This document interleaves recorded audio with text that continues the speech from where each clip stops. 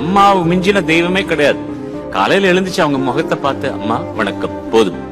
வேற எந்த கோயிலுக்கும் போக வேண்டாம், எந்த கும்பிடும் பண்ண வேண்டாம். ஏன்னா ஒரே ஒரு ஜென்மம் நமக்கு இருக்கிறது. தயவு பண்ணி எல்லாருக்கும் நான் சொல்றது, முதியோர் இல்லத்துல எல்லாம் விடாதீங்க. நீங்க வேற வழி இல்லைங்க, நாங்க அங்க விட்டு அவங்கள நல்லா பாத்துக்கிறாங்க. நீ பாக்காதது அவங்க என்னடா நல்லா பாத்துக்கிறாங்க.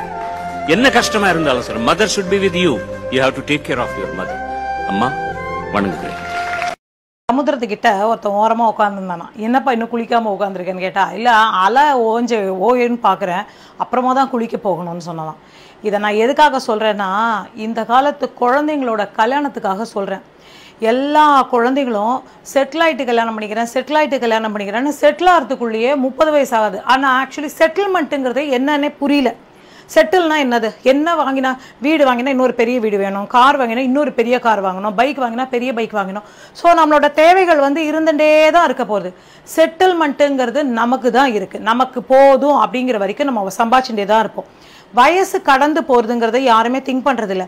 ரெண்டாவது, பொம்பளை குழந்தைங்களோட எக்ஸ்பெக்டேஷன்ஸும் இப்போ ஜாஸ்தியாக இருக்குது. ஏன்னா நல்லா படிச்சிடுதுங்க பசங்க. அதே வயசு குரூப் தான் ஆம்பளை பசங்க. அப்போ எப்படி இவாளுக்கு கடற அதே சேலரி தானே அந்த ஆம்பளை பசங்களுக்கும் கிடைக்கும். இன்க்ளூடிங் என் பொண்ணையும் சேர்த்து தான் நான் சொல்கிறேன். உங்கள் பொண்ணு அப்படின்னு நீங்கள் கேட்கவே கேட்காதீங்க. எல்லா பசங்களும் ஒரே ஏஜ் குரூப்பில் நீ